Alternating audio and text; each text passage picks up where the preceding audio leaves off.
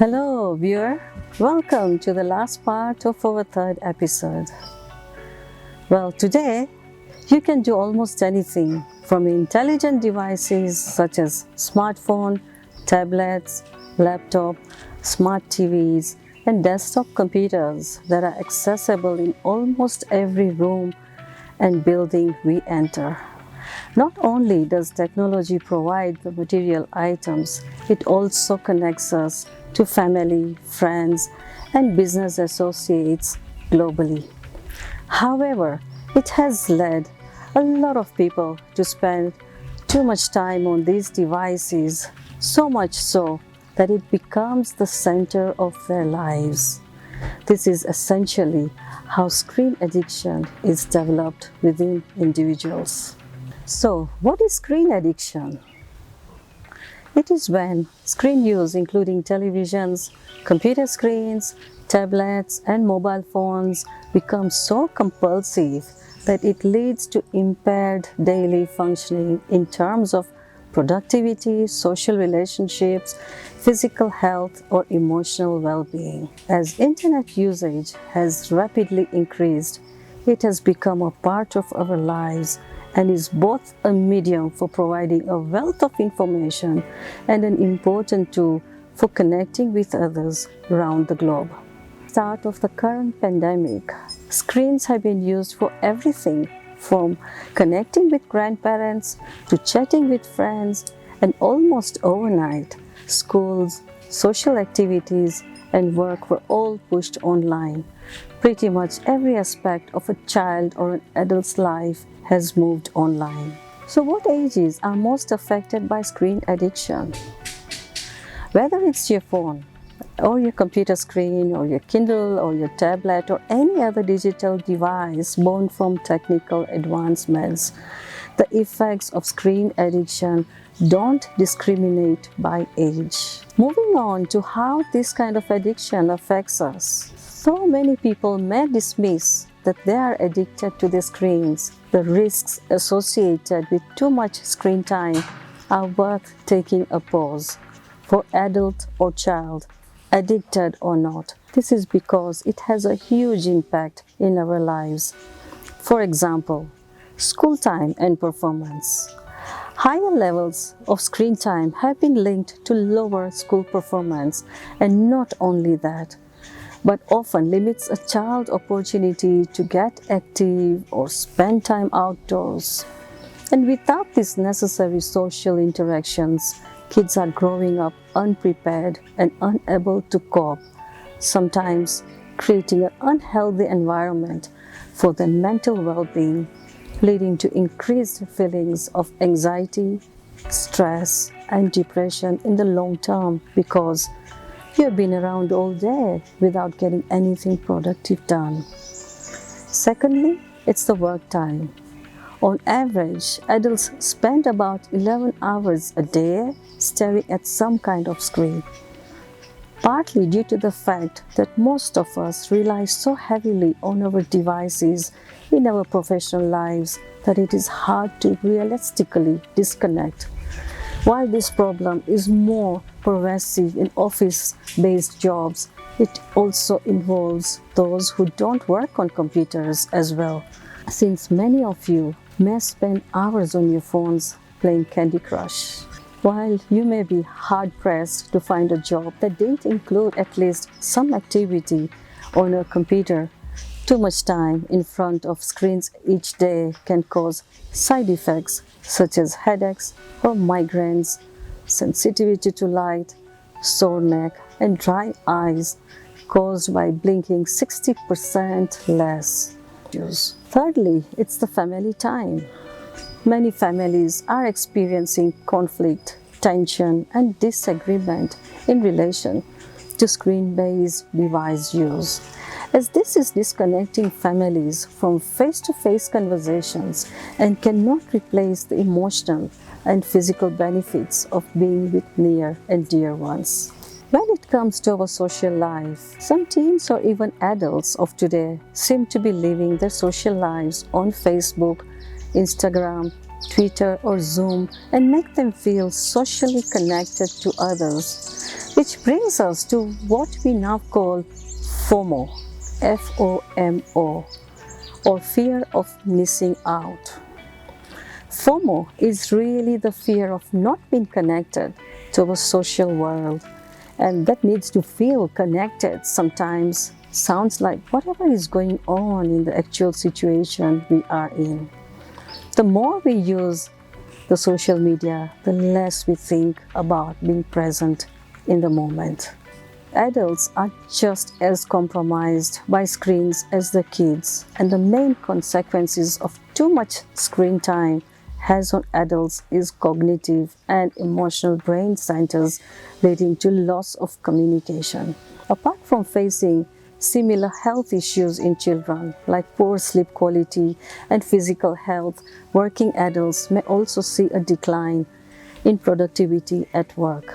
For kids these days, most of whom have grown up alongside the rise of the digital age, drawing the line between addiction and normal activities can be almost impossible, especially with screen-based technologies increasing in schools.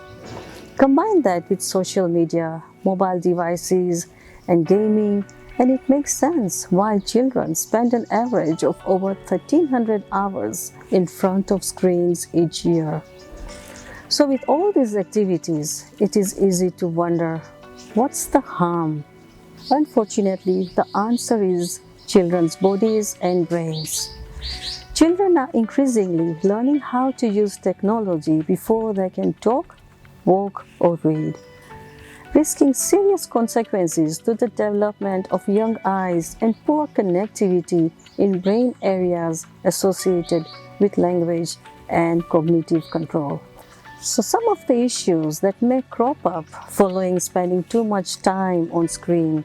One is seclusion and antisocial behavior. Social media use represents lost potential time for teens. While one can argue that there are certain benefits of social media for teens, the costs are very high during the teen years when their brain development is operating at peak performance for learning new things.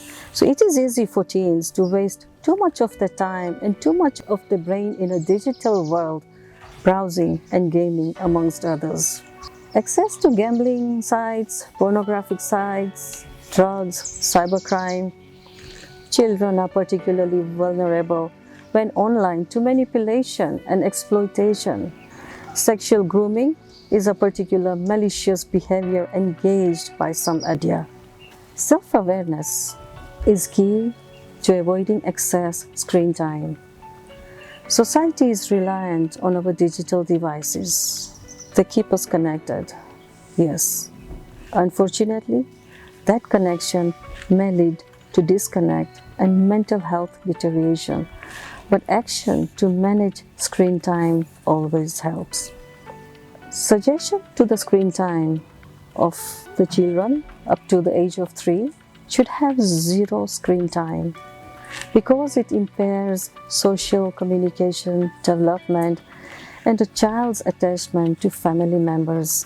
When kids are completely disconnected from technology at this age, they can develop the necessary sensory motor skills by playing. Between the ages of 3 and 6, children can be introduced to technology for an hour a day, but with parental supervision. Don't just give your child a tablet or a smartphone as a sitter or as a reward for good behavior, but let them use an e-reader for any story time or play with other educational electronic toys.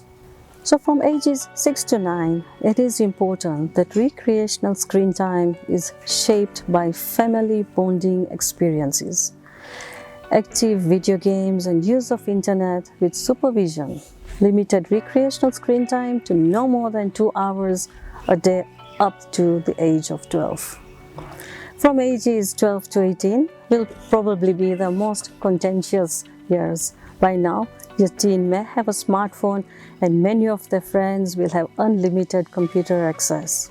Have your teens maintain a log of how much time they spend in the digital world. The screen time addiction is like a candy.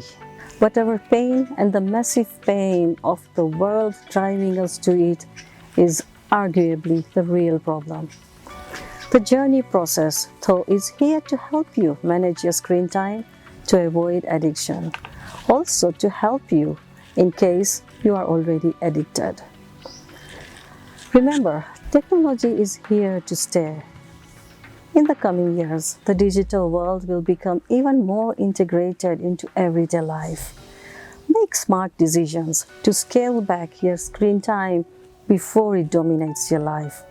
Most of you are not able to take care of your emotional needs while dealing with the instability of screen addiction and the relentless cravings to use. This often leads to periods of extreme emotional self-neglect, in which a screen addict can start to feel isolated, numb, and disengaged from the outside world.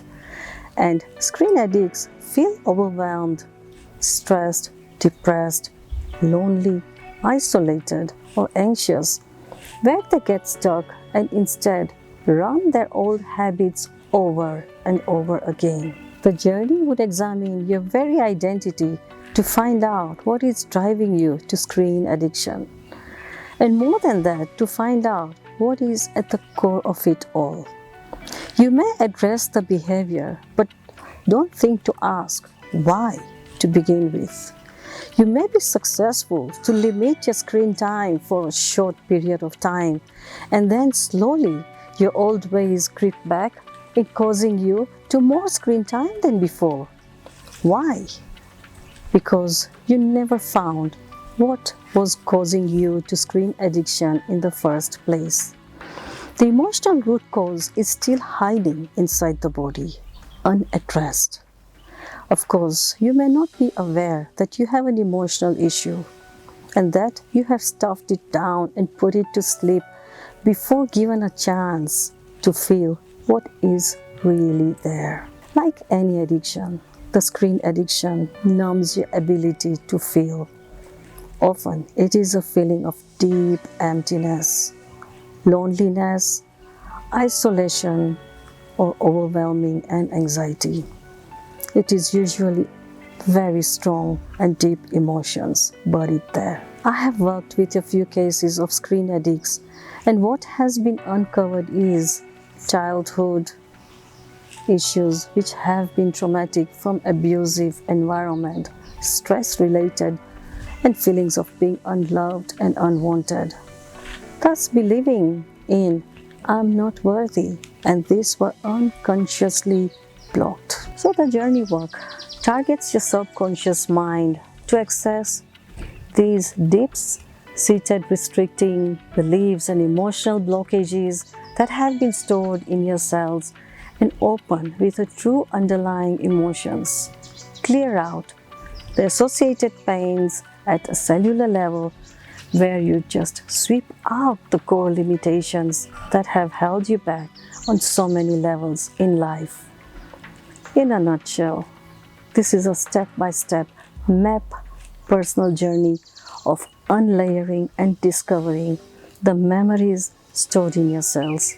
When once these cell memories are uncovered, you resolve and heal the old imprints to set you free, to want to be able to enjoy your time with your loved ones, get a good night's sleep, and have fun without the need of excess screen time. That's all, folks. Till next episode, stay safe.